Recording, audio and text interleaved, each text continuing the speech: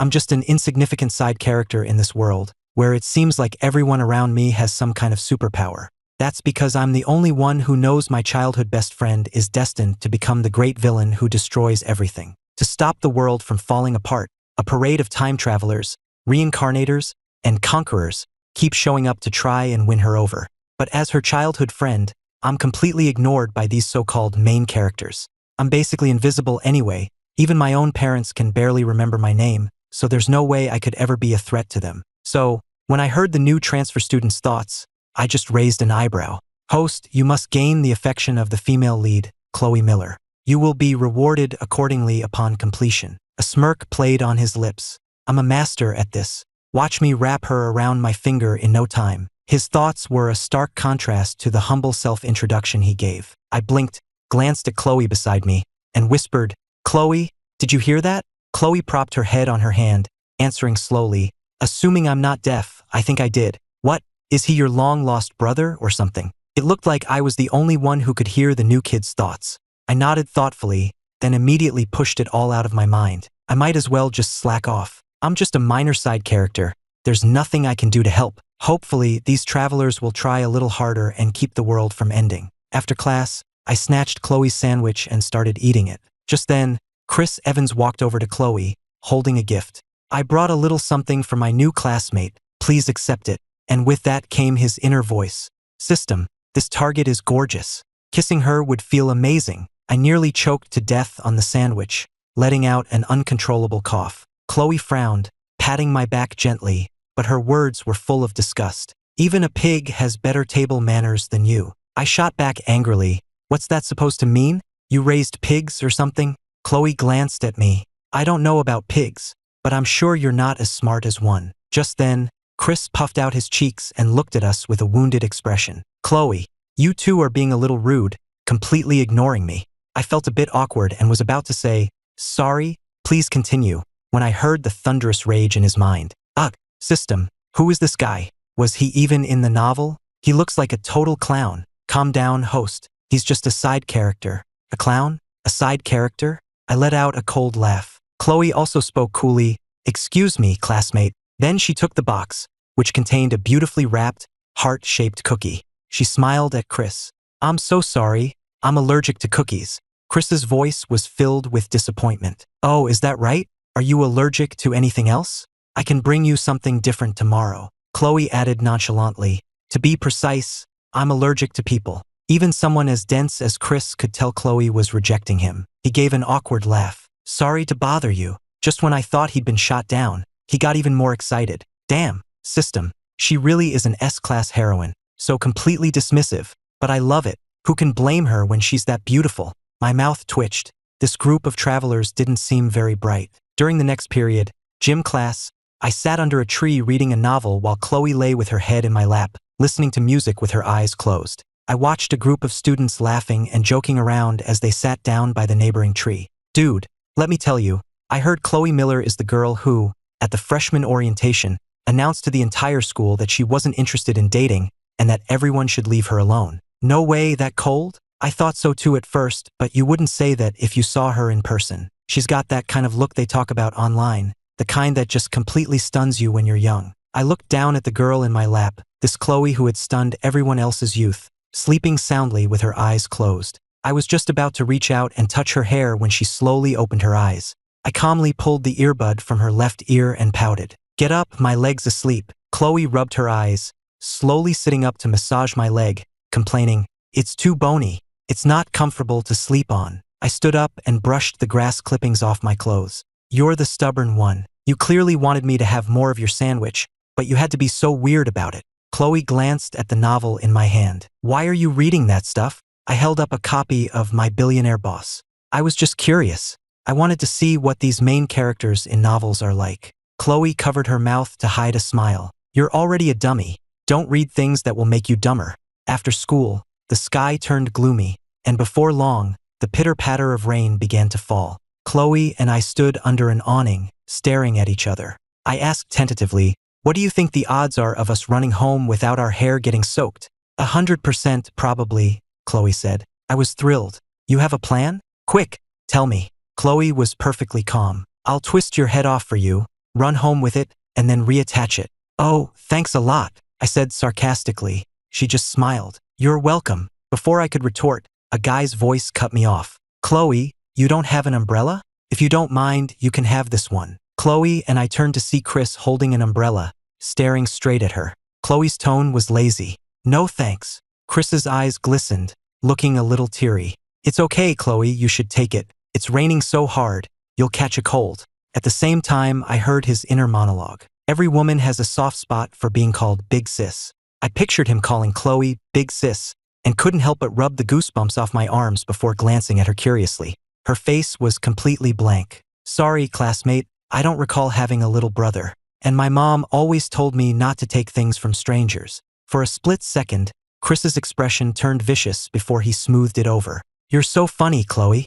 I had to admire how quickly he could change his expression. Seeing that Chloe was still as unapproachable as ever, he could only grit his teeth and say, well, in that case, I won't bother you. He turned and ran off into the rain, and I heard him screaming in his head, just you wait, I'll be back. My methods are flawless. There's definitely something wrong with this heroine. Seeing our ride home disappear, I asked, now what? Chloe dangled her phone in front of me. I called for the car. 5 minutes later, Chloe and I were settled in the back seat. I asked her with a grin, so what's it like being called Big Sis? Chloe replied mischievously, why don't you try it and find out? I shot back without hesitation, in your dreams. Chloe pouted, so stingy. I gave her a sympathetic look. You know, with that cold, unapproachable Ice Queen act, you're going to end up dying alone. Chloe smirked. Don't worry. If I die alone, I'm definitely taking you with me.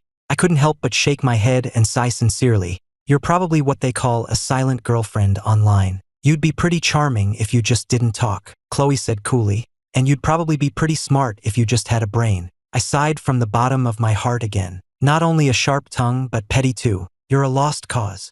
The driver, Mr. Henderson, looked at us in the rearview mirror with a smile. You two are still as close as ever. I was confused. Is a relationship where you couldn't care less if the other person lives or dies considered close?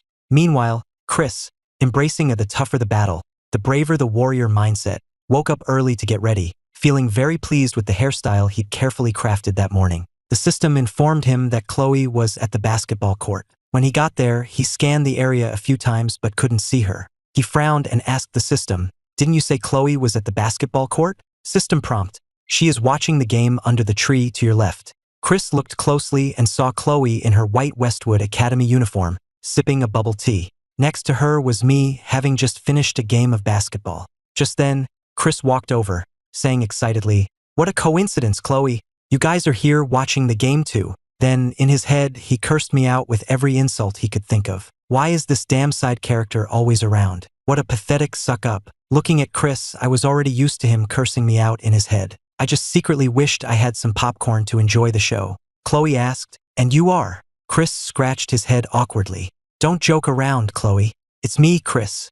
I could clearly hear his inner breakdown. Holy crap. System, this world has to be triple S difficulty, right? I've never met a woman this ruthless. The system stated bluntly, tomorrow is the final day of the mission. Please try your best, host. Otherwise, we will retract your rewards, which will significantly impact your next mission. Chris gritted his teeth, racking his brain, but couldn't come up with a single good idea.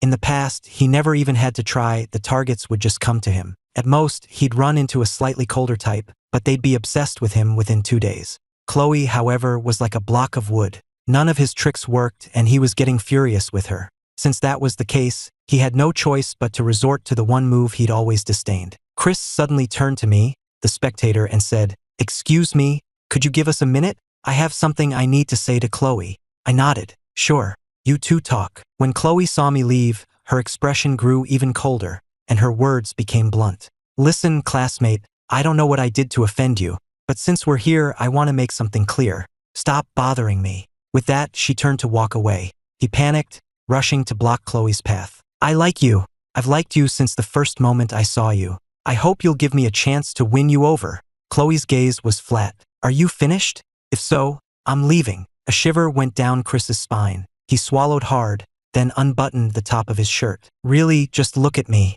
I've got a good body. I'm good looking. Just give me a chance.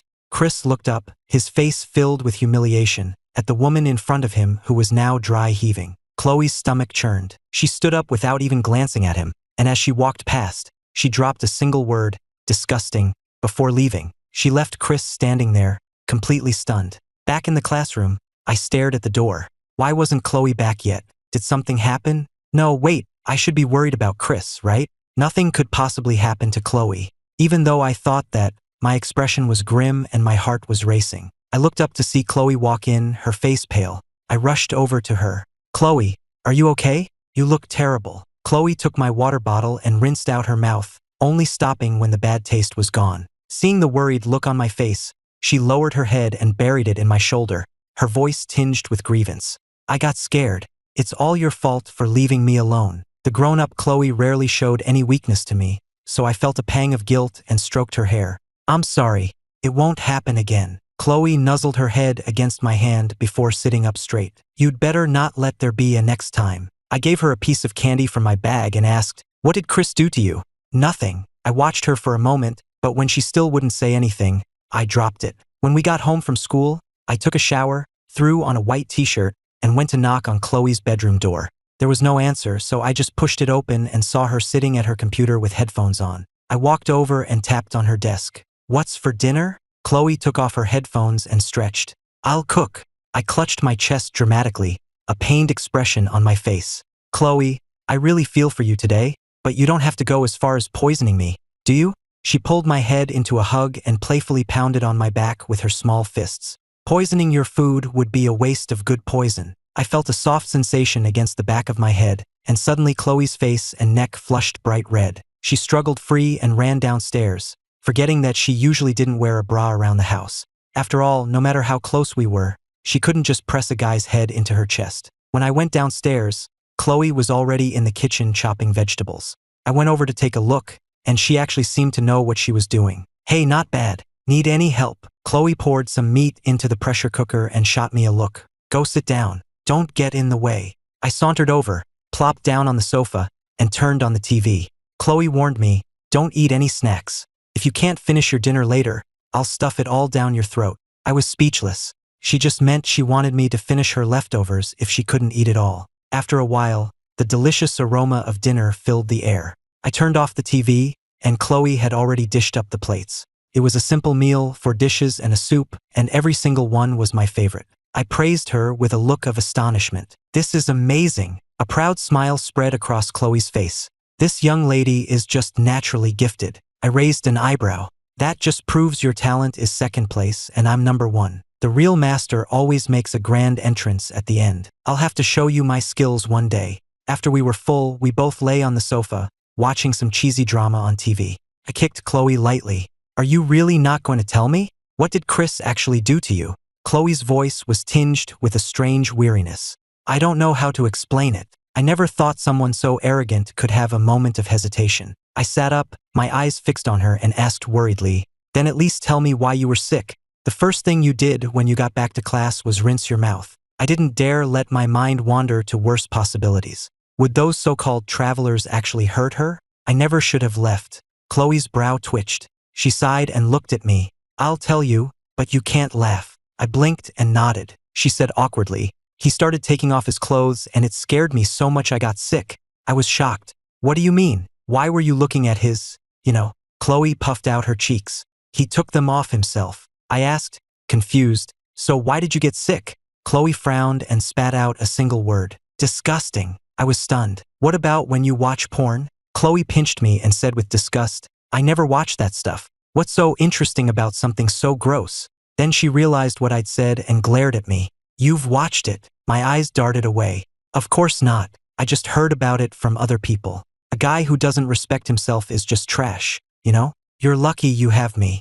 As I was getting ready for bed, I thought back to the look on Chris's face and wanted to laugh. Most of the guys at our elite academy were arrogant and full of themselves. Their families were rich, so why would they ever humble themselves to please someone else? So those so-called travelers probably couldn't hurt Chloe. After all, she was the heroine of this world. Should I tell Chloe that they were all just conquerors on a mission? I fell asleep with that question on my mind. The next day, I was panting like a dog as I pedaled my bike with Chloe on the back. Chloe, you need to go on a diet. Chloe leaned against my back. You're the one who's too skinny. This is a good workout for you. I grumbled, Well, then stop leaning on me.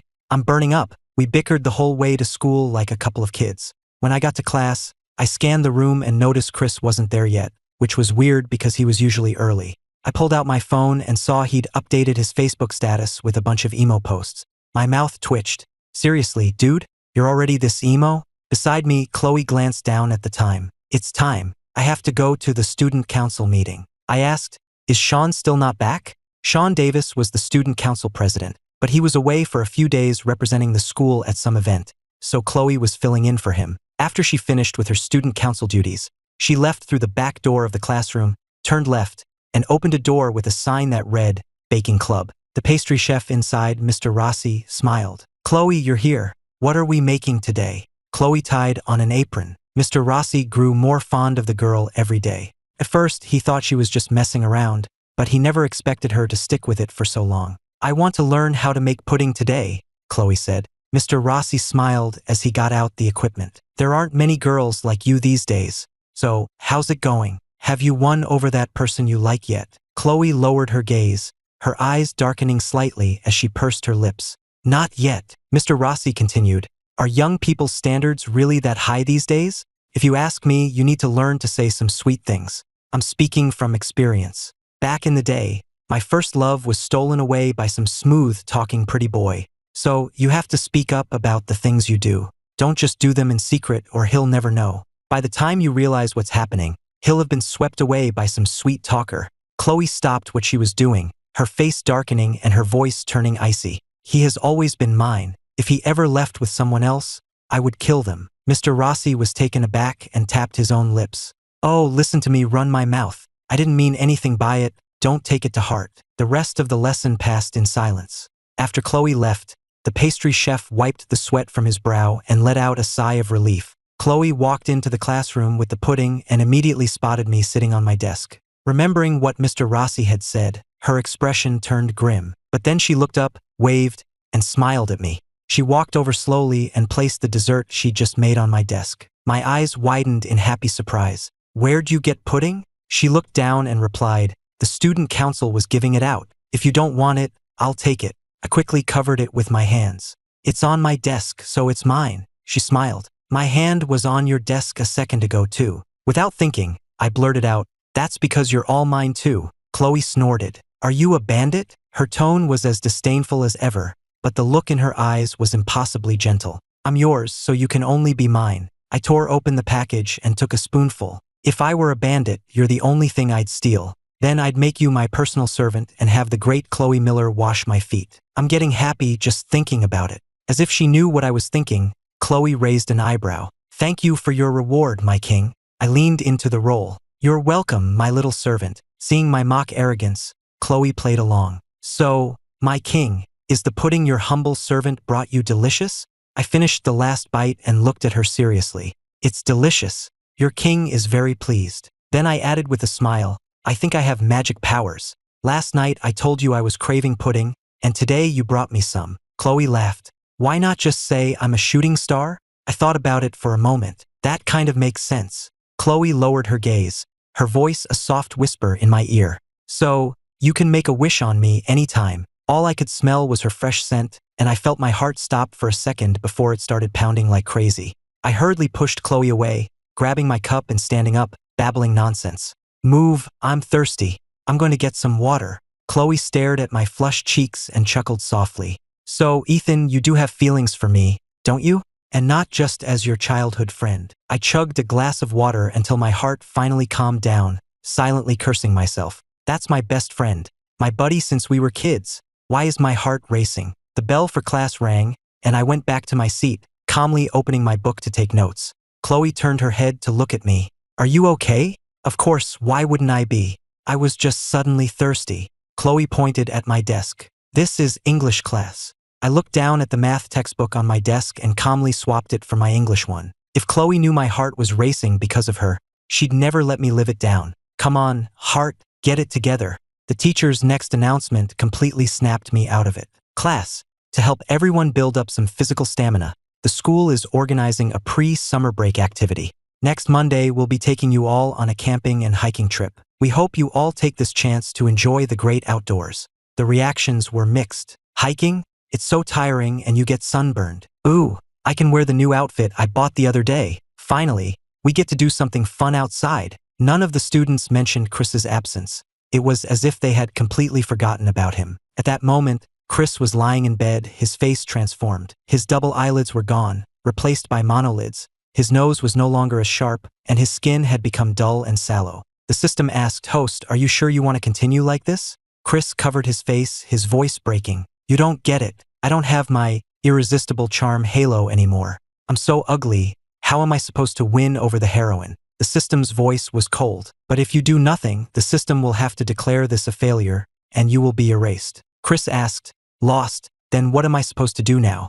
The system gave him a tip. "You can start the mission over. Everyone will forget the old Chris, and they will get to know you all over again." Chris asked hopefully, "And my face? Will it go back to normal?" "I'm sorry, host. That is your punishment for failing the mission. It cannot be reversed. Please do not be overly concerned with your appearance. Have you forgotten that you started out with this face and gradually became handsome by completing missions?" Chris was in a daze. That was right. He used to look like this. He had actually forgotten after all this time that he had gotten to where he was by completing missions step by step. "Next week, the school is having a hiking trip. We hope you can raise the heroine's affection level within 5 days. If you do, your face will also recover." It was Friday, which meant a 2-day weekend. I packed up my homework, threw on my backpack, and headed home with Chloe. On the way, I looked at my phone and said happily, "Chloe, my buddy Dylan Carter just sent an iMessage. It's his birthday today and he's inviting us out to dinner." When Chloe and I got to the private room, Dylan was there with his arm around his girlfriend, Sarah Jenkins, along with a few other people I didn't recognize. I found an empty seat and sat down, when a cheerful voice spoke up. "Ethan, it's so nice to meet you. I'm Dylan's girlfriend, Sarah." I looked up at her. She had a really sweet smile. "I've seen you around school before. I hear you're Chloe's childhood friend." Sarah looked at me, confused. "It's strange. I usually have a great memory for cute guys, but for some reason, I can never seem to remember you." I lowered my eyes and calmly took a sip of my drink. I found it strange too. For years, I've had absolutely no presence in other people's eyes. When I was a kid, no matter what I did in class, it was like the teachers couldn't even see me. Even if I met someone one day, they'd ask who I was the next. After all these years, I'd gotten used to it. Maybe it was just like that system said, I was just an insignificant side character. Chloe seemed to notice something and grabbed my hand, her warmth spreading from her palm to mine. I knew she was trying to comfort me. She spoke to the group in a flat tone. "Weren't we going to play a game?" That seemed to snap everyone out of it. Dylan held up a cup. Right. Let's play truth or dare." I gently pulled my hand away and said softly, "I'm fine." Chloe lowered her eyes, suddenly feeling incredibly thirsty. She grabbed the drink beside her and took a long gulp, which made her feel a little better. Dylan raised his hand. "Okay, game rules. For this version of truth or dare, whoever draws the king gets to make one person do something." Chloe looked at her card. She had drawn the king and I had drawn the 5. Chloe said coolly, "Number 5, please write your name on my card." I was a little stunned. "Huh? What kind of weird request is that?" "Yeah, Chloe, pick something more exciting." The others were also taken aback, but then quickly added, "Whatever our girl Chloe says goes." I took the pen and mechanically wrote my name on the card. They switched to a different deck for the next few rounds, but I was dazed and absent-minded for the rest of the game. After saying our goodbyes, Chloe and I started walking home. I paused for a second and asked tentatively, "Chloe, why did you make me write my name?" Chloe's voice was soft. "You already know, don't you?" My gaze lingered on her face for a few seconds before I slowly looked away and smiled down at the ground. The truth was, I had never gotten used to being ignored. I always did so well. My grades were always tied with Chloe's for first place, but the teachers would only ever give the award to her. I remember crying so hard that day, while a tiny Chloe stormed into the principal's office to argue with them. They'd agree to give me the award one day, and then forget all about it the next over and over again. Eventually, Chloe started giving me all of her awards and even wrote my name on all of her test papers, her little face filled with determination. After that, I never pushed for anyone to give me an award or even remember me. The May evening was a little chilly, but I felt a warmth spreading through my chest. I looked at Chloe beside me and slung my arm around her neck. "Chloe, I want bubble tea. An extra large one with pudding." Chloe refused. "Nope, you already had a cold drink today." I pouted. "Stingy." Chloe's hearing was sharp. She said in a motherly tone, "Mommy is just looking out for you. Be a good boy and listen." I warned her. Don't make me block you.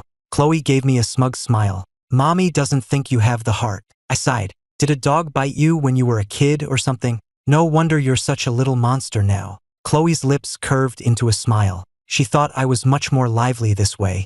When I got home that night, I started getting my things ready for the hiking trip. It was the first year the school had organized it, so the administration was taking it very seriously. Chloe, on the other hand, just packed a few bottles of water and some snacks. We were going to hike Bear Mountain. Legend has it there's a wishing tree at the summit, and if you hang a tag with your name and the name of the person you love on it, you'll be together forever. A lot of the students were really excited about it. I stood next to Chloe and teased her. Chloe, if you get too tired later, I can carry you to the top. Chloe started walking, full of energy, and looked back at me with a smile. In that case, I'll take you up on that offer. I was trying to mess with her, but I forgot she has absolutely no sense of shame. By the time we were halfway up the mountain, some of the other students were already panting heavily, collapsing on the ground to complain. When is this ever going to end? The teacher clapped his hands. Come on, everyone, keep going. Persistence is victory. Your glory days are just ahead. I was also sweating buckets, my earlier boasting coming back to bite me. I took off my jacket and sat on a rock, gasping for breath. Looks like it's my turn to carry you. Chloe rested her arm on my shoulder, pulling a water bottle from her bag, twisting off the cap, and handing it to me. Have some water. I wonder who it was that said my stamina was no good. I chugged half the bottle and argued, I'm sorry, I apologize on behalf of my body, but my spirit is still full of fight. Chloe knelt in front of me to wipe the sweat from my forehead, shaking her head. With your level of stamina, I could take on several of you. I held my breath. You're so tough. You're the toughest. Chloe gave me a superior look and held out her hand. Of course I am. I looked up at her, confused. Chloe flicked my forehead with her finger. Didn't you say you wanted me to carry you? I waved my hands. No, it's fine. If anyone saw, they'd say I'm weaker than a girl. Chloe raised an eyebrow, then grabbed my hand and pulled me onto her back, letting out a muffled laugh. What are you thinking about? I'll just carry you for a little bit. Hearing that, a wave of shame washed over me, and I wrapped my arms tightly around her neck. Well, it won't be me who's embarrassed. I'm practically invisible anyway. Chloe teased, my sensitive little friend. If you'd please look around, you'll see we've fallen behind. It was only then that I realized there was no one behind us. Since Chloe and I had started last and we'd been delayed, the rest of the class was already far ahead. I leaned close to her ear and asked, Chloe, have you been secretly working out behind my back? How did you get so strong all of a sudden? When we were kids, you were just a little crybaby who followed me everywhere. She hadn't taken more than a few steps before she frowned, her face flushed and covered in sweat. I'd never seen her look like that before. I was so startled I immediately jumped off her back, cupping her face in my hands and asking anxiously, Chloe, what's wrong? Why is your face so red? I felt a pang of guilt. I shouldn't have let her carry me. Chloe took the water from my hand and drank it all in one go, slowly catching her breath. Let's go. The teacher will probably come looking for us soon. Chloe dusted herself off, her expression back to its usual calm. I said worriedly, if you're not feeling well, you have to tell me. I'll go get a teacher. Don't try to tough it out. A familiar voice called out. Hey, you two. The teacher sent me to get you. Everyone's waiting for you at the top. I sized up the person in front of us. The way he was looking at Chloe made me feel strangely uncomfortable. System, are you sure Chloe's memory of me is gone? Of course. Please do not question our technology, host. The familiar dialogue echoed in my ears as I squinted at the boy in front of me. Chris smiled brightly. My name is Chris. You can give me your bags. I'll carry them for you. It was him, all right, but why did he look different? Did that mean Chloe didn't remember the old Chris? I remembered the punishment the system had mentioned, so this must be the result. Chloe responded politely, thank you. Chris beamed. And what about this classmate? Want me to help you with your bag? I clutched my backpack and frowned. Thanks, but I've got it. All right then, let's head up. System, I think I still have an unused item, right? Yes, host. However, I still advise against using this item. It has side effects. I won't use it unless I absolutely have to. But to increase Chloe's affection level, this is my only choice. In that case, I wish you success, host. My heart trembled when I heard that. I grabbed Chloe's arm tightly. I felt a deep sense of unease and wanted to tell her everything, but a voice in my head screamed at me, telling me I absolutely couldn't. I shook my head hard, trying to clear the voice away. Chloe looked down at her shirt, which I was gripping tightly. She took my hand and asked, What are you afraid of? I forced myself to calm down and let out a breath. Nothing. I'm just a little tired. Let's hurry up. She was clearly hiding something from me. She subtly watched my expression, as if she'd noticed I'd been acting strange ever since this Chris showed up. So, had this Chris done something to me? Chloe narrowed her eyes, her gaze dark as she stared at Chris for a moment. No matter what this man had done, she would make him pay. Chris thought happily to himself, "System, is Chloe looking at me?" "Yes, host." The system watched Chloe's affection level fluctuate wildly, from 0% one moment to -50% the next. It was terrified. Looking at its happy host, it debated whether or not to tell him. "Awesome, this is great news. It looks like my method is working after all. Hopefully I can succeed this time without using any items." The system didn't answer him. When we reached the summit, the students were re-energized, all of them busy writing their names and their crushes' names on tags. A crowd of them were chattering about what to write. I didn't really believe in that stuff, so I didn't bother getting a tag. I opened the lunchbox Chloe had made that morning. "What are you hiding from me? Aren't you hungry?" Chloe silently tucked away the tag she'd written on. "It's nothing. I'll eat in a bit. I'm going to the restroom." I felt a little uneasy. I glanced around and saw Chris talking with some other students. I nodded. "Hurry back. Should be fine." It would only take a few minutes, and from where Chris was standing, he couldn't even see us. Chloe glanced up, her eyes meeting mine. "I know. I'll be right back." She walked slowly over to the wishing tree and took out the tag she'd already filled out. The names Ethan and Chloe Miller were written side by side. She had never believed in this kind of thing. She'd always thought that if you wanted something, you just had to work hard to get it. Praying to some god was something she thought only cowards did. But now, here she was, acting like a coward, making a wish at this tree covered in people's hopes and dreams. A wish she had dreamed of her whole life, to be with Ethan forever. Chloe hung the tag and turned to leave, because her silly fool was still waiting for her. As soon as she turned, she saw Chris. Chris smiled. "Chloe, you're hanging a tag too? I thought you didn't believe in this stuff." Chloe had no intention of chatting with him. "What's it to you?" "Chloe, why are you so mean to me? I just want to be your friend." He didn't get it. This time, he was just trying to get close to her slowly, figure out her interests, and gradually raise his affection level. But Chloe's attitude was still as cold and distant as ever. Chloe narrowed her eyes. "I don't need friends. Don't talk to me." With that, she started walking back toward me. Behind her, Chris gritted his teeth. "System, use the item. Activating. Activation complete. Please prepare yourself, host." Suddenly, the wind picked up, everything went silent, and time froze. The hand I was using to bite into an apple stopped mid-motion. I was shocked. What was happening? I couldn't move. My teeth were still stuck in the apple. This must be Chris using that item. Panicked. I knew I shouldn't have let Chloe go to the restroom by herself. Who would have thought he'd use the item in just a few minutes? What was I going to do? Then, everything went black, and I passed out. I opened my eyes to a familiar room. What was going on? Wasn't I just on the mountaintop, unable to move? How did I suddenly end up back at the Miller's house? I tried to lift my hand to grab something, but I still couldn't move. That was strange. Could Chloe have found out and brought me back? Just as I had that thought, I saw my own hand move. Then I heard Chris's voice in my head. "What's going on?" "Host, the item Relive the Past forces the target to repeatedly experience a painful memory. You are now embodying the source of her pain. Therefore, host, you must prevent the painful event from occurring and help Chloe escape this traumatic memory. Upon success, the system will alter Chloe's memory, making her remember that you were the one who helped her overcome her pain." But what did this body do? I have no idea. That is something you must discover for yourself, host. This is Chloe's memory, so no one knows what her pain is. How much time do I have? You must find the source of Chloe's pain within 3 days. Otherwise, the system will declare you a failure and erase you. This is the side effect of the item. Is it that serious? I thought I'd just get ugly again like last time. Correct. This is a prohibited action, which is why the system advised you not to use it. It could inadvertently cause Chloe to turn dark. Listening to the familiar dialogue, I realized that if I wasn't mistaken, Chris was now inside my body. No, it was more like Chris had hijacked my body, and I was trapped inside, unable to move or speak, forced to watch him control everything. But if I was seeing things correctly, this body seemed to be my 8-year-old self. So, did I cause Chloe pain when I was this age? I couldn't quite remember.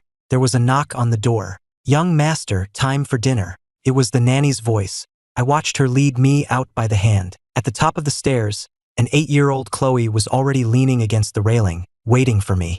When she saw me, she said with disgust, "You're so slow." I wanted to retort, "You could have started without me," but what came out of my mouth was, "Sorry to keep you waiting." I'd forgotten I was trapped in my own body. It was a shame. I really missed the Chloe I knew now. Chris looked at the 8-year-old Chloe.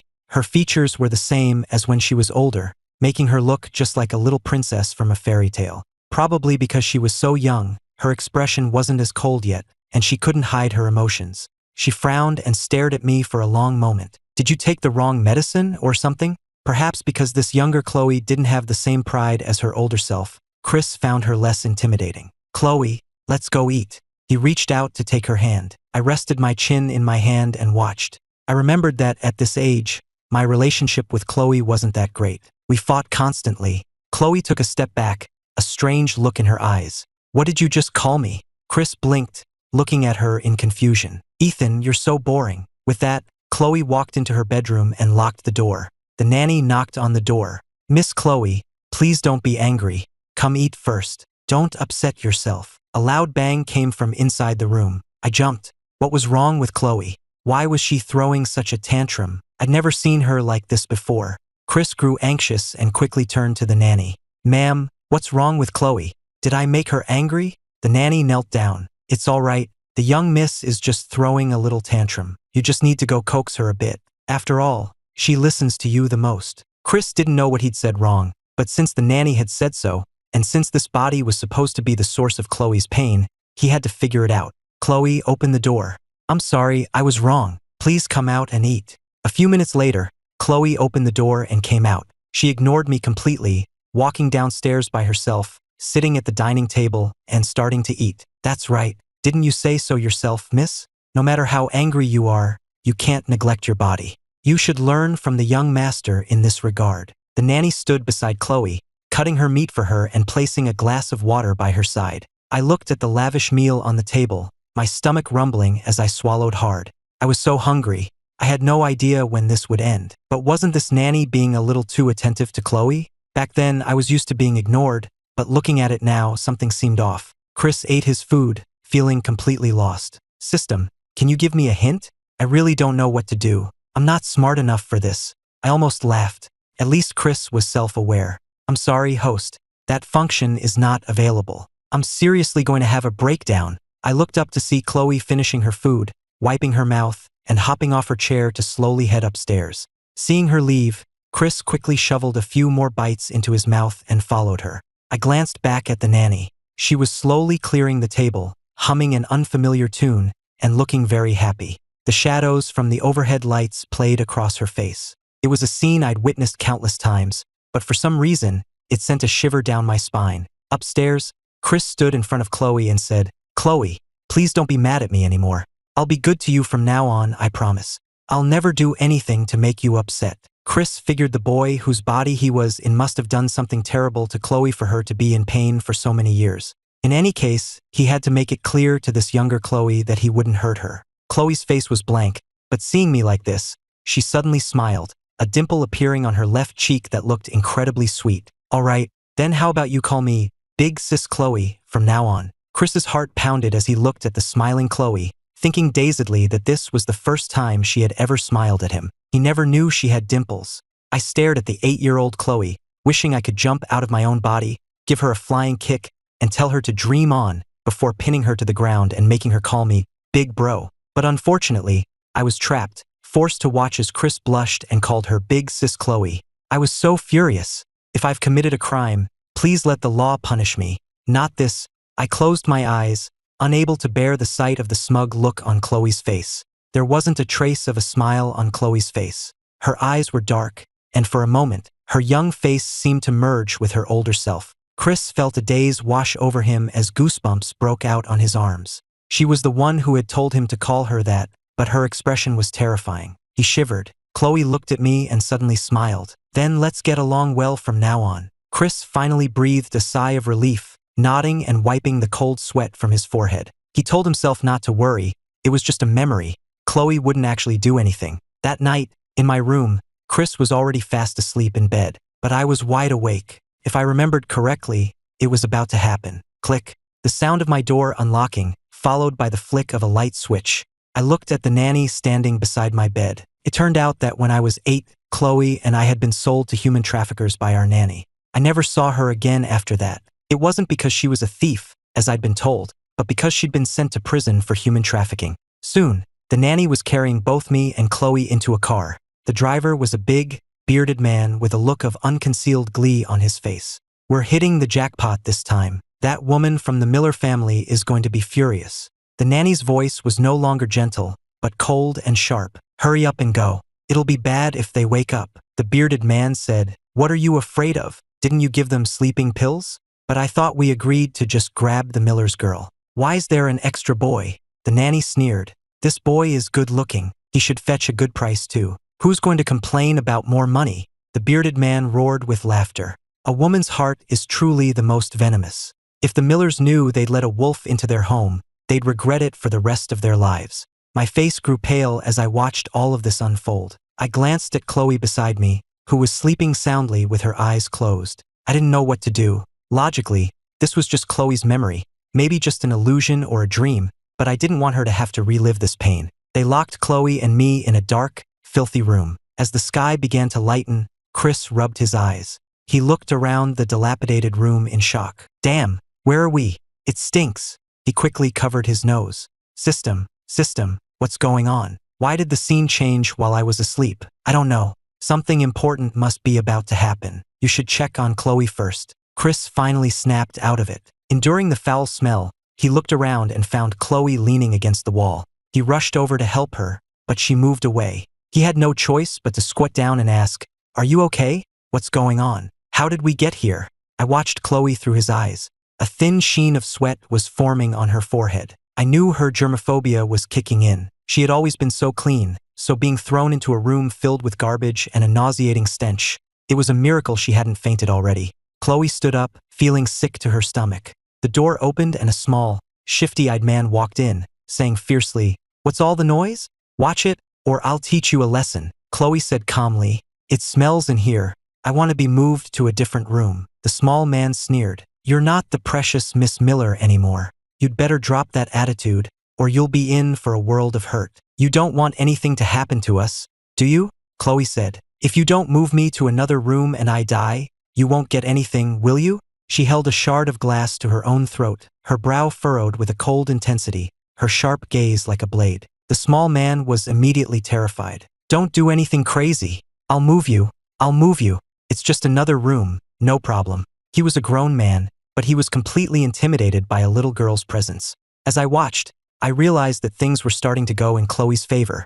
The small man moved them to another room. It was still run down, but at least it didn't smell as bad. The man looked annoyed. "All right, I moved you. Now give me the glass." Chloe tossed the shard of glass at his feet and said coolly, "You can get lost now." The man's face flushed with anger, his brows shooting up, but he couldn't hit her. If he damaged the goods, he wouldn't get a good price. So he just muttered a few curses. "Act tough now. You'll get what's coming to you later." Then he locked the door and left. Chris was frantic. "Big sis Chloe, what are we going to do?" My eye twitched when I heard him say, "Big sis Chloe." Even though I wasn't the one saying it, it was still my voice, and it made me feel a little sick. Chris asked the system, "Can you get an item to save us?" "Please stop dreaming, host. You should be thinking about how this body caused Chloe's suffering. It's already obvious, isn't it? This body must have done something to hurt Chloe at this time, like betraying her or running away. That's how it always is in novels, to give the heroine a tragic childhood. Then please do your best to change her." Host, what kind of cheesy novels had Chris been reading? But my mind wasn't on him. I'd realized that something was wrong ever since Chloe had opened the door. This wasn't how I remembered it. Chloe ignored him and lay down on the bed. Chris figured she must be tired, so he didn't say anything else. After a while, the door opened, and I recognized the man from the car. He swaggered over, followed by the smaller man. He grabbed Chloe by the collar, a grin revealing his yellowed teeth. "Little girl, I hear you've been acting tough. Let me tell you, you're not the precious Miss Miller anymore. I suggest you behave, unless you want me to make a little less money on this deal." The smaller man tossed a bag on the floor and followed him out. Chris rushed over. "Are you okay, big sis Chloe? Don't worry, we'll definitely get out of here." Chloe gave a sarcastic smile. "And how are you going to do that?" Chris was stunned. He didn't know. He had no plan. But he was sure of one thing: Chloe could definitely get them out. "Big sis Chloe, I'm sorry, I don't know, but you're so smart, you'll definitely get us out of here, right? Chloe lowered her eyes, her expression unreadable. I watched her memory unfold, but something was wrong. Chloe was acting very strange. Later that night, when everything outside had gone quiet, Chloe slowly got up and pulled away the cabinet against the wall. Chris didn't know what she was doing, but he helped her push it aside, whispering, "Big sis Chloe, what's with the cabinet?" Chloe didn't explain, but I knew there was a large hole behind it. I was the one who had found it when I was 8. Chris gasped when he saw the hole. "Big sis Chloe, you're amazing. I knew you had a plan." Chloe said flatly, "You go first." Chris's expression was firm. "Big sis Chloe, what are you talking about? How could I go first? We're leaving together." Here it comes, I thought. This must be where Chloe tells this body to go first, and then the body betrays her, causing her to distrust people forever. Based on all the novels he'd read, that had to be it. My mouth twitched. What was this, some dramatic life or death battle for love scene? Chloe roared at him. "I said go, so just go." I blinked, dazed. This scene felt so familiar, like I was back in that moment. My 8-year-old self had found the hole and run out with Chloe on my back. But I was too small and didn't have enough stamina. The mountain path was treacherous, and I fell countless times, my back burning with pain. Chloe spoke weakly from my back. "You should go on without me. Put me down. I already sent a message to my mother. Someone should be here soon." I kept carrying her, walking slowly and enduring the pain. If she had already messaged Mrs. Miller, then I definitely couldn't leave. Chloe said irritably, "I didn't send anything. I was lying. If I could have, I would have done it already. I'm useless. Just leave me and go. At this rate, I might as well be dead." I managed a weak smile. "I knew you were lying." Chloe wrapped her arms tightly around my neck and yelled, "I told you to go, so just go." I struggled to smile. "But you're holding on so tight." I felt something wet on my neck and wiped it away, confused. Was it raining? In that moment, I saw her again, the Chloe who told me to leave her but held on with all her might. Chris also shouted, "I'm not leaving, big sis Chloe. I won't abandon you." Suddenly, a sinister smile touched Chloe's lips. A terrifying chill filled the air, and her voice, like poisoned honey, whispered, "Then you can stay here forever." I watched as everything around us began to disappear, bit by bit. Chloe slowly transformed from her 8-year-old self into the person she was now. The system in Chris's head blared an alarm. "Warning, host has failed. Chloe has turned dark. Host's life is in danger." Chris panicked. "What do I do? Help me, system. I don't want to die." "I'm sorry, I cannot help you. Please take care of yourself, host." Chris started crying in fear. "Don't come any closer. I'm scared." I looked at Chloe. Her eyes were now a dark, blood red, her sharp features radiating a chilling cold, and a sick, dark light swirled in their depths. I shook my head. This wasn't Chloe. Chloe wasn't like this. Sure, she could be annoying sometimes, but she was also gentle, and she was only awkward because she was shy. This version of her was a stranger, and she scared me. Chloe grabbed the retreating Chris by the throat, her eyes bloodshot and filled with murderous intent. "What did you do to him?" Chris couldn't breathe, a searing pain shooting through his neck. He clawed at her hand, gasping, "What are you talking about? I don't understand." Chloe's fingers tightened, her expression crazed. "Come out. Give him back to me." I felt tears welling in my eyes.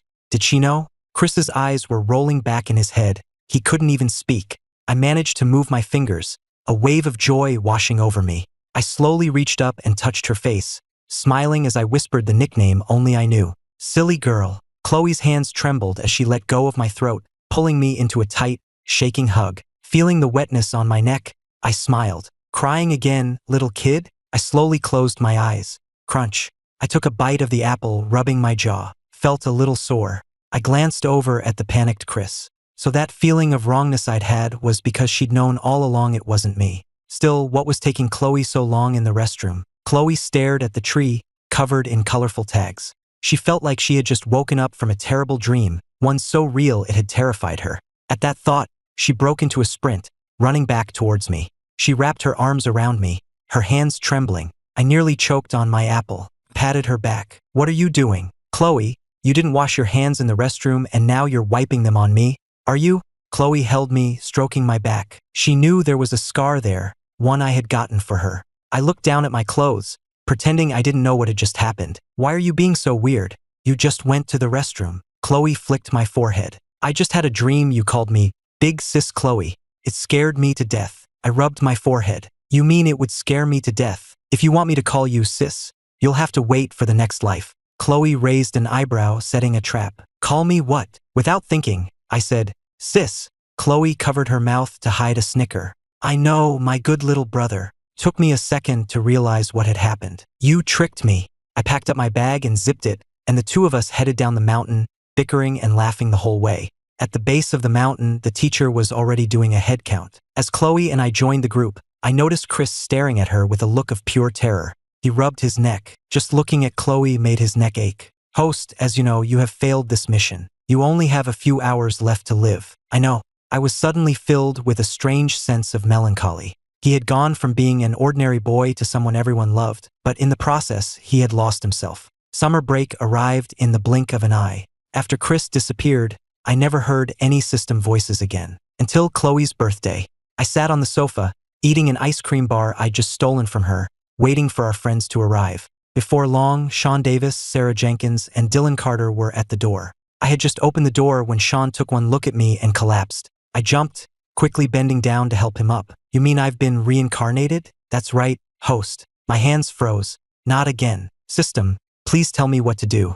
Host, our system has detected that the reason for your reincarnation is a person named Chloe Miller. You have 10 days to raise her affection level to 20%. Otherwise, you will return to your previous life and continue working as a waiter. Sean opened his eyes and looked around. In his past life, when he was 18, his family had been very poor, so everyone looked down on him and some even bullied him. Only Chloe had ever stood up for him, chasing away the people who picked on him. They had slowly gotten to know each other through the student council, and he had eventually learned some of Chloe's secrets. He knew she was in love with her practically invisible childhood friend, and had been for years.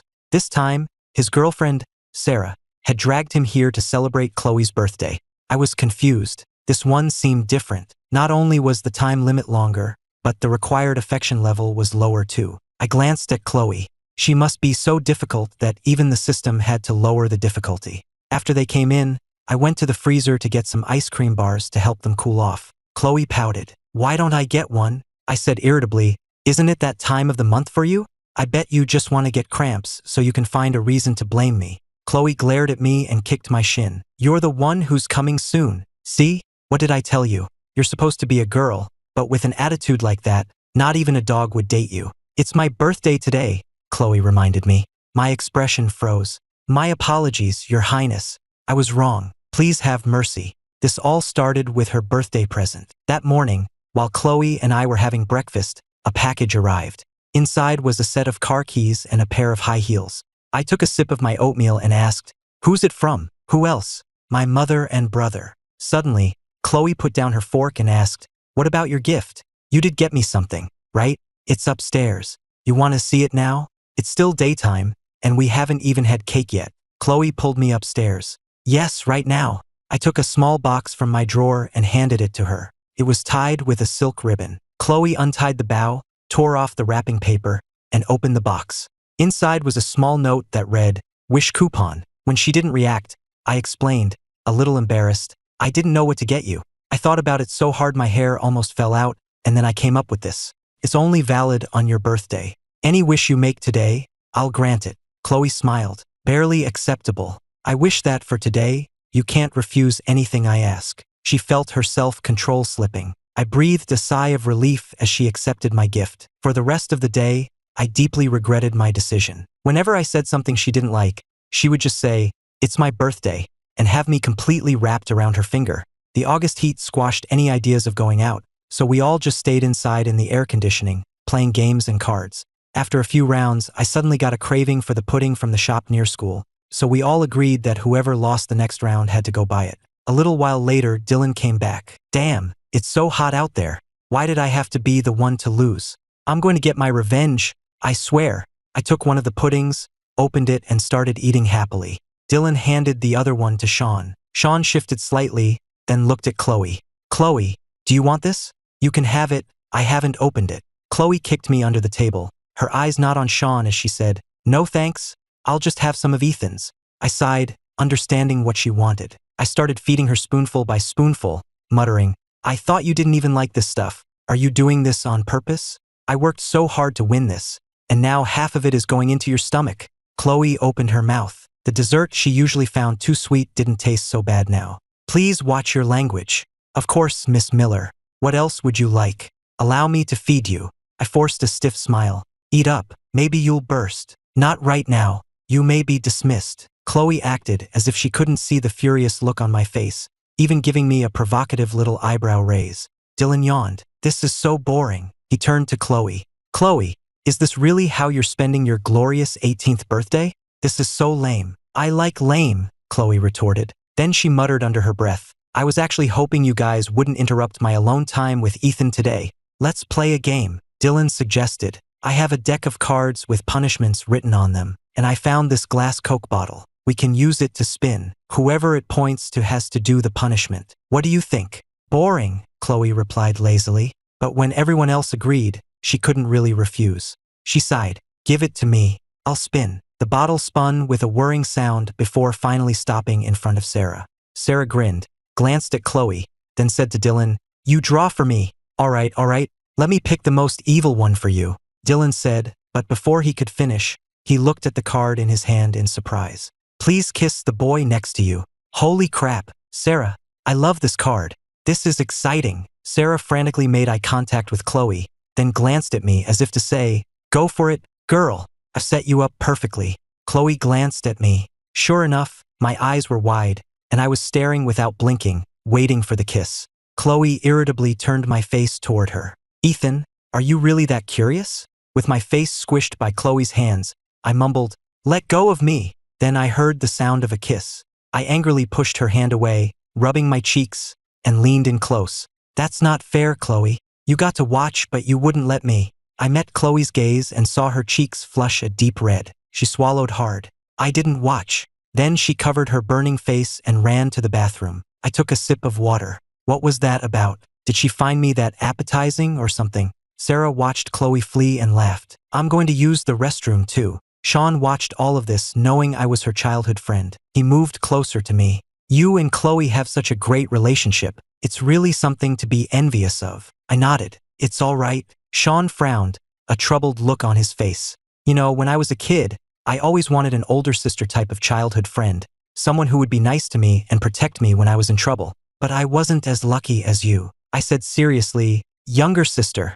Then I subtly scooted away on the sofa. Why did this guy seem so weird after getting his system? I sighed internally. If we can't make conversation, let's just not. This is awkward for both of us. I had never missed Chloe so much. Chloe splashed her face with water, panting as she stared at her reflection in the mirror, her heart about to beat out of her chest. Her eyes were filled with desire, and her ears were bright red. She went out onto the balcony to get some fresh air and calm her racing heart. Sarah came out of the restroom and followed her. Seriously, are you ever going to just tell him? Chloe narrowed her eyes. I'm scared. What if Ethan doesn't like me back? Then our relationship will never be the same. Sarah smiled and waved her hand dismissively. The great Chloe Miller, who doesn't care about anything, is being a total coward over this. By the way, didn't I tell you to write him a love letter? Did you do it? Chloe paused. I wrote it, but I don't think he saw it. Chloe, you're not the type to hold back.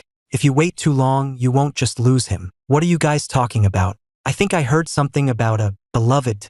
I popped up beside them. Sarah covered her mouth and laughed. You heard us, Ethan. Chloe and I were just talking about our crushes. What? Chloe, you have a crush? Who is it? Do I know him? What does he look like? Chloe patted my head. Whether I have one or not, wouldn't you know best? I nodded. True. With a personality like yours, how could you ever find a boyfriend? Chloe grabbed my arm. Then I guess I'll just have to plague you. Sean watched Chloe, speechless. He couldn't help but feel a little sorry for her. At this rate, it would take her forever to win Ethan over. After we finished the cake, it was time for everyone to head home. Before he left, Sean grabbed my hand, acting like we were old friends. Ethan, I think you're a really great guy. We should keep in touch. A shiver went down my spine. Shouldn't he be trying to win over Chloe? Why was he so focused on me? Chloe asked, a strange look on her face. When did you two get so close? Who knows? That guy's a little weird. It's probably best to stay away from him. I couldn't figure out what he was thinking. For once, I was grateful for my lack of presence. Sean would probably forget all about me by tomorrow. Chloe smiled at me. That's great. It means people are starting to notice you more. I scratched my head. I just didn't know how to say no. You know I'm not good at turning people down. Chloe posed a question. Then why do you always refuse me? I looked at her with a wounded expression. That's because I know you so well. Besides, when have I ever refused you? I've been your slave all day, and I didn't even get to see the kiss. Chloe said nonchalantly. You wanted to see it that badly? I felt a little embarrassed. It's just that I've heard people say kissing feels like an electric shock, and I wanted to see their reactions. Chloe laughed softly. You can't tell just by watching. Her laugh made my face flush. Of course I know that. Can't I just look? Then let's try it. Before I could even process what she'd said, Chloe had wrapped her arms around my waist and pulled me close.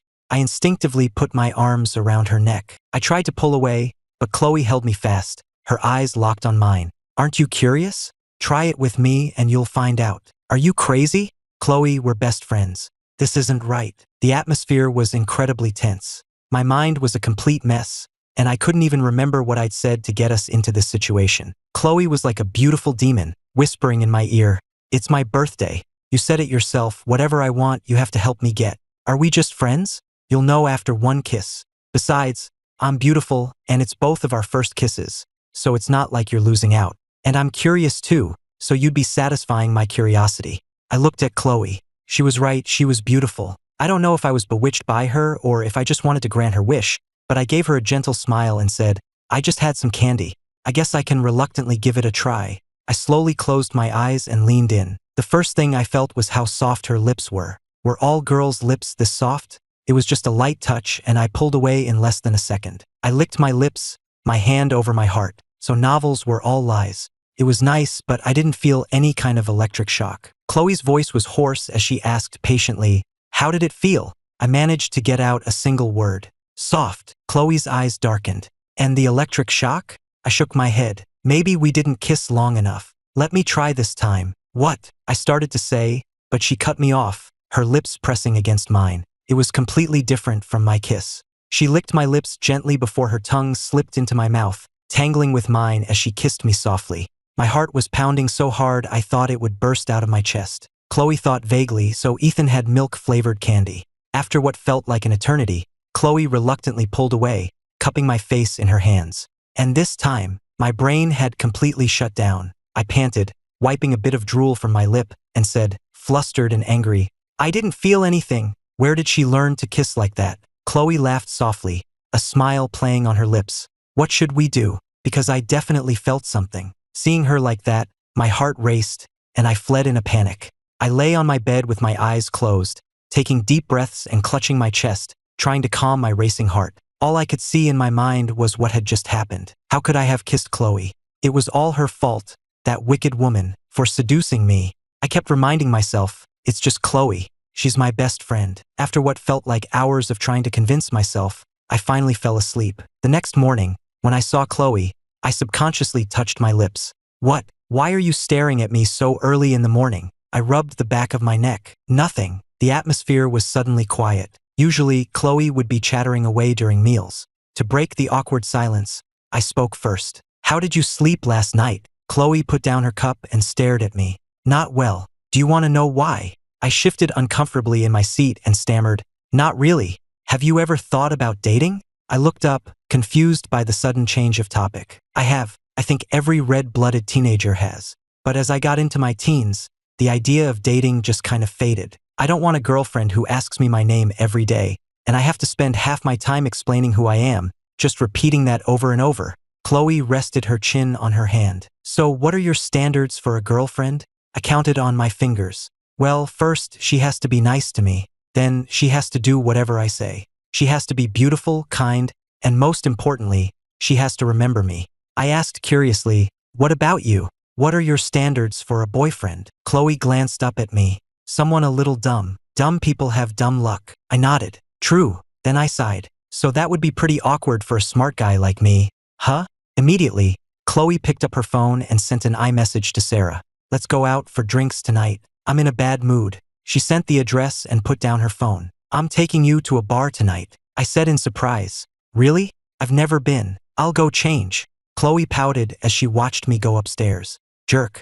Kisses me and then forgets all about it. Can't he tell I'm upset? And I still have to coax him and take him out. I changed into a random outfit and looked at myself in the mirror, feeling like something was missing. I suddenly remembered the birthday gift Chloe had given me last year, a bottle of men's cologne. She'd said she'd picked it out specifically so people would notice me more. A moment later, Chloe pushed open my door.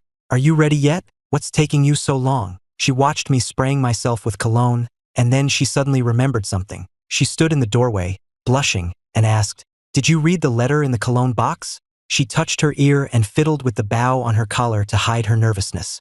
I replied nonchalantly, "The letter? Yeah, I read it. What about it?" Chloe's hand tightened on the bow, her hair falling to cover her eyes. "You don't have anything to say to me? About what?" It was just one of those generic letters they put in online orders. "You want me to give you a review?" Chloe's vision blurred, a sour feeling rising in her nose. Her sadness today was as deep as her happiness last night had been high. It was true. Ethan didn't like her at all. He had only ever seen her as a little sister. I was startled to see Chloe's eyes were red. "What's wrong? Are you crying?" Chloe took a deep breath, her hands clenched into tight fists. Two voices were arguing in her head. One said, "Just pounce on him and tell him you like him. Tell him you don't want to be his stupid little sister." The other said, "Don't do it. Do you want to scare him away? You won't even be able to be friends anymore." The little voices in her head wouldn't stop arguing. Chloe's clenched fists slowly relaxed. I looked at her nervously. "Chloe, are you okay? Why is your nose bleeding all of a sudden?" Chloe reached up and touched her nose.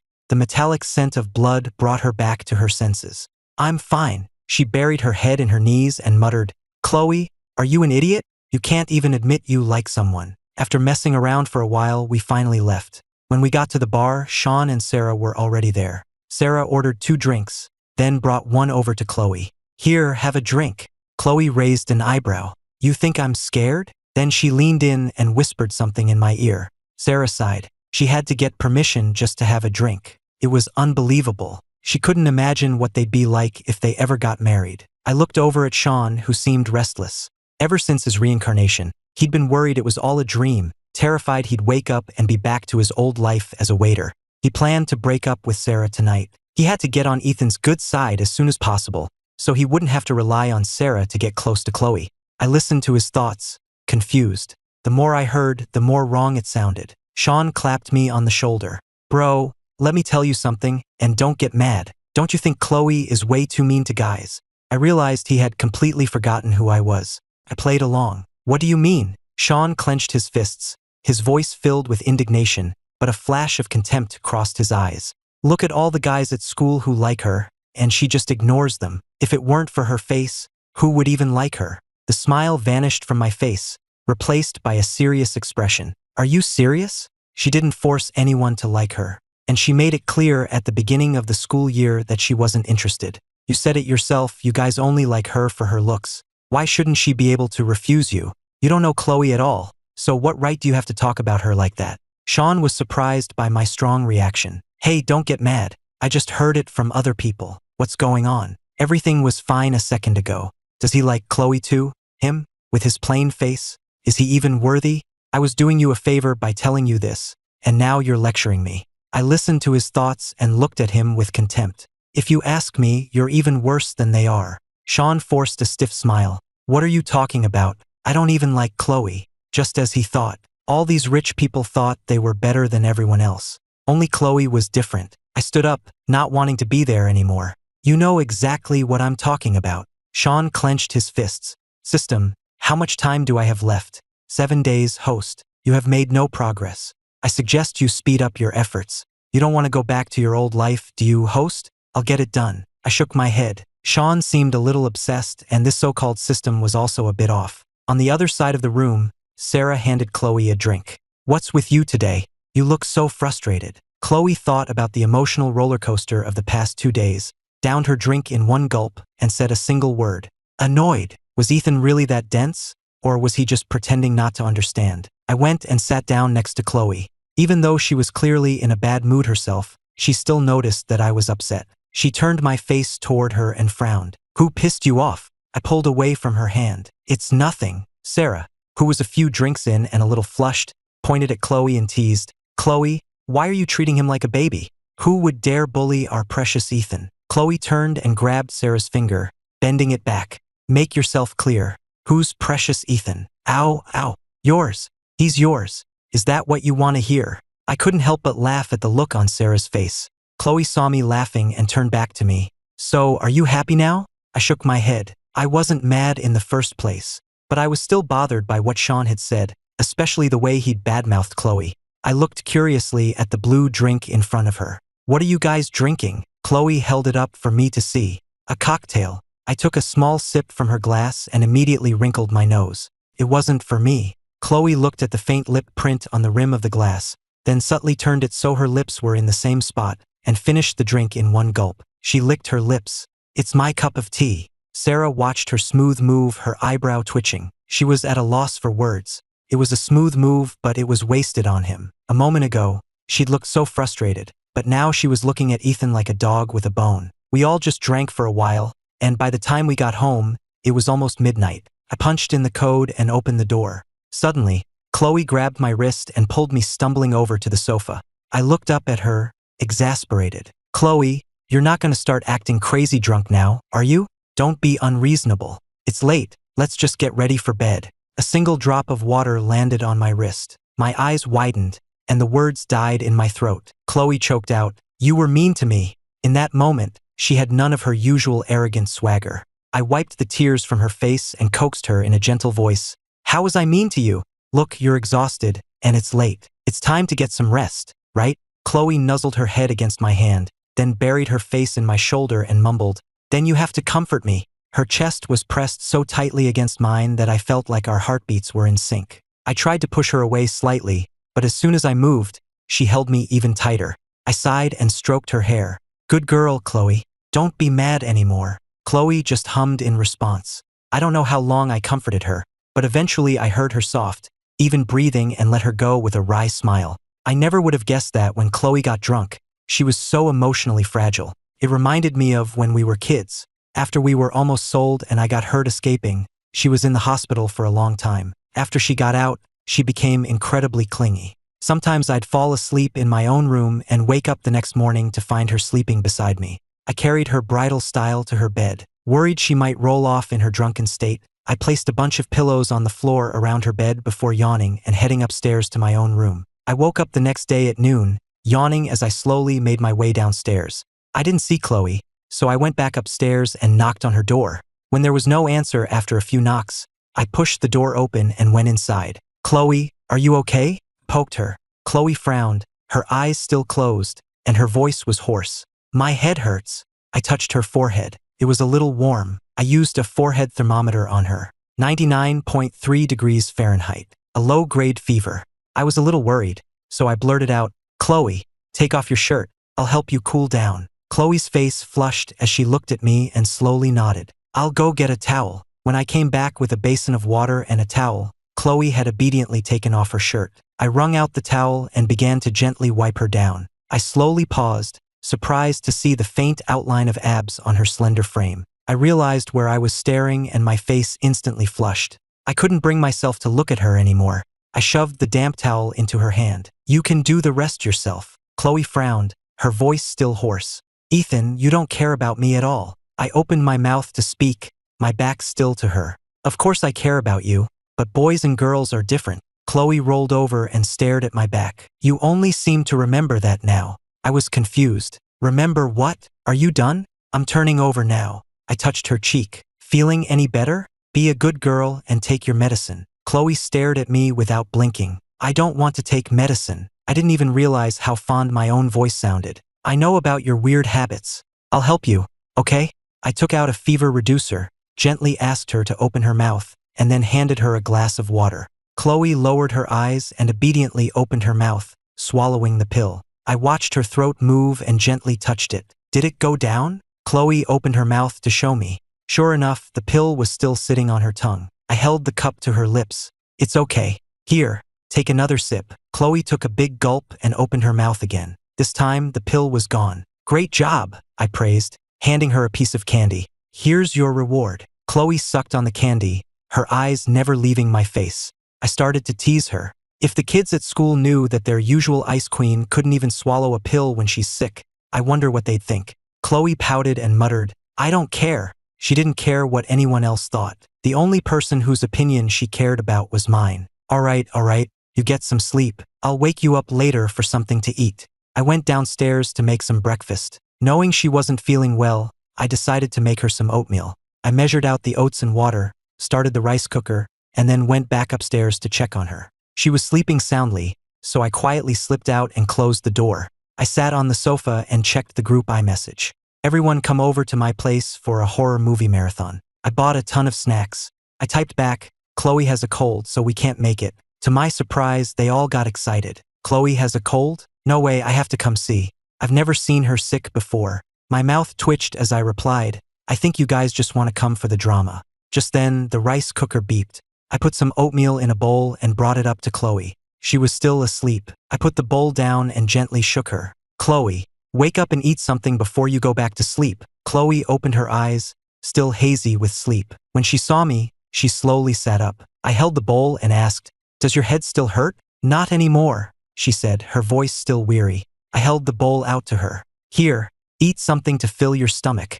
Chloe opened her mouth. You feed me. I opened my own mouth to protest, but before I could say anything, there was a noise behind me. Dylan and Sarah were staring at us with shocked expressions. I had no idea how long they'd been watching, but it seemed Sean hadn't come with them. I said irritably, come on in. What are you just standing there for? Dylan snapped out of it, quickly picking up the fruit he dropped, and stammered, I never thought Chloe would be so cutesy when she's sick. Sarah burst out laughing at his description. Chloe's expression was thunderous.